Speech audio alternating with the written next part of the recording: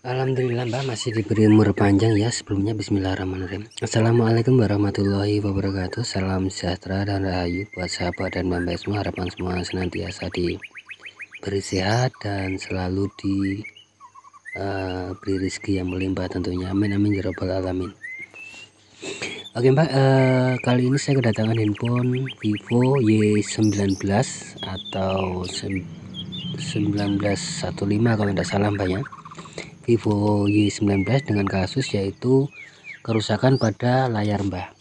Kebetulan handphone ini termasuk kategori handphone baru Mbak ya. Oke Mbak, kita buka dulu untuk penutup belakangnya Mbak.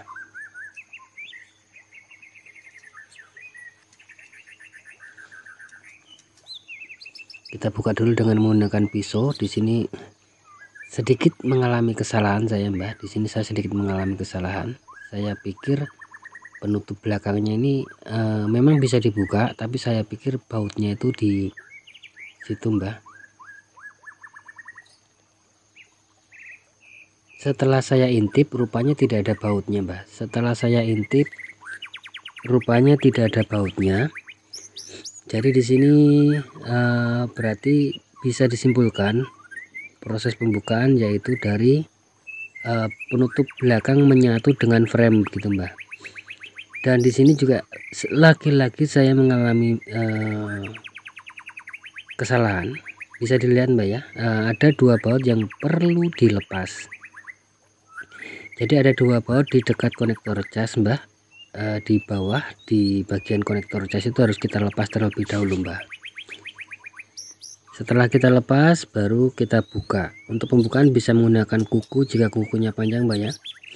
Dan mohon maaf Mbak, ini saya punya tangan agak kotor ya karena sambil bikin tutorial di mesin begitu Mbak. Jadi ya lari ke sana lari kemari begitu Mbak. Dan mohon maaf untuk posisi tangan agak kotor Mbak. Dan perlu diingat Mbak ya, untuk proses pembongkaran penutup belakang ini harus berhati-hati karena ada fleksibel sidik jari. Kita harus berhati-hati.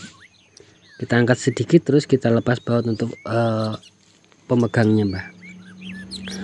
Oke Mbak, setelah kita lepas tutup belakang yaitu kita lepas baterainya. Dalam beberapa kasus ada sistem kayak semacam silikon begitu Mbak ya, tapi ini tidak ada. Dan di sini untuk mempermudah kita berikan sedikit cairan dan hati-hati sebelum kita melepas baterai. Kita lepas dulu untuk tutup mesin bagian atas karena di situ ada fleksibel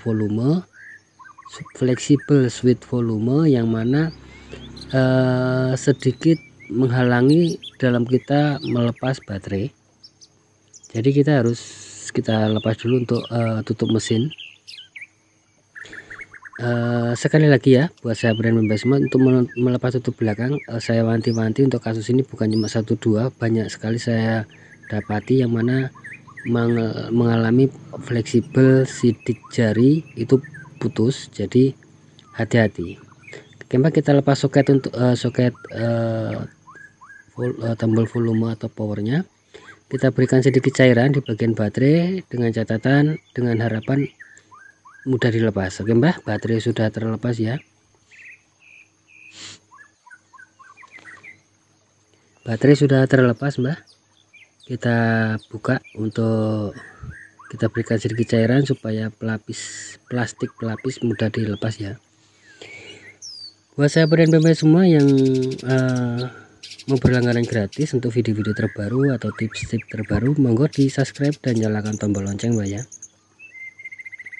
Dengan harapan itu ada video-video terbaru notifikasinya bisa muncul Mbak. Dan sambil lalu buat sahabat dan mbak semua yang mungkin lagi monitor dan kebetulan mungkin lagi sakit ya, mudah-mudahan harapan saya lekas sembuh dan bisa menjalankan atau melanjutkan rutinitas yang mungkin sempat tertunda Mbak ya. Saling mendoakan saja Mbak ya, mudah-mudahan tidak di sana tidak di sini selalu diberi kemudahan. Oke Mbak, selanjutnya kita lepas dulu layarnya Mbak, kita berikan sedikit cairan. Sebenarnya begini Mbak, untuk pelepasan layar ini setelah kita berikan cairan itu kita biarkan beberapa saat Setelah itu kita ulangi lagi sampai 3 kali baru dilepas Mbak. Tapi berhubung ini sudah parah LCD-nya, saya langsung bongkar saja Mbak ya. Dan bisa dilihat agak mudah, tidak terlalu sulit ya untuk melepas LCD. Dan di sini saya lihat kameranya ikut Mbak ke tutup, jadi saya pasang kameranya ya. Untuk melepas bagian kamera-kamera yang menempel kita berikan sedikit thinner Mbak supaya tidak rusak untuk fleksibelnya. Dan untuk baterainya Mbak, untuk baterainya ini kalau tidak salah 5000 mAh Mbak ya untuk baterai handphone ini. Oke Mbak, kita pasang untuk LCD yang baru. Tapi sebelum itu saya tambahkan solasi bolak-balik Mbak di LCD bagian bawah, yang mana disitu area yang menurut saya vital sekali ya, karena saya mempunyai kebiasaan untuk memasang LCD itu saya pasang di akhir cerita atau akhir di posisi terakhir, karena takutnya nanti menjadi suatu masalah. Nanti akan saya kasih tahu untuk tujuannya kok LCD dipasang atau dilem di posisi terakhir. Di sini saya berikan solasi bolak-balik Mbak, karena di situ tuh bagian vital Mbak. Karena saya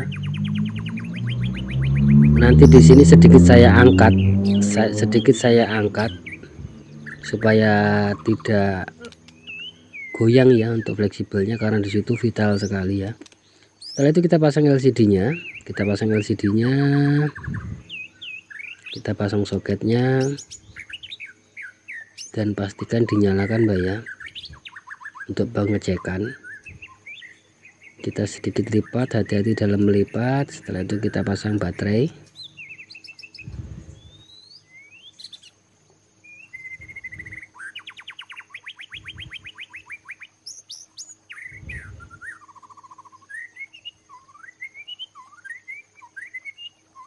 Kita nyalakan, handphone ada bergetar tapi tidak menyala. Saya lepas baterai, saya benahi untuk soketnya ya. Begitu Mbak, kadang soket, pemasangan soket ya kita harus hati-hati, pastikan menempel dengan presisi. Kita nyalakan, menyala, dan kita tutup untuk mesin atas.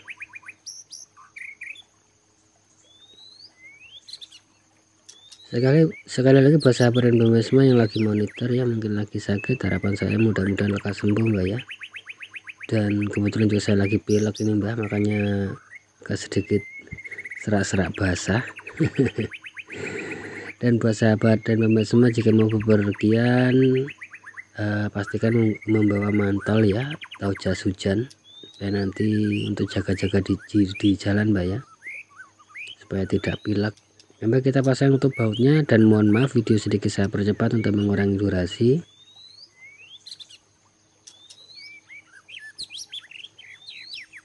Setelah itu kita pasang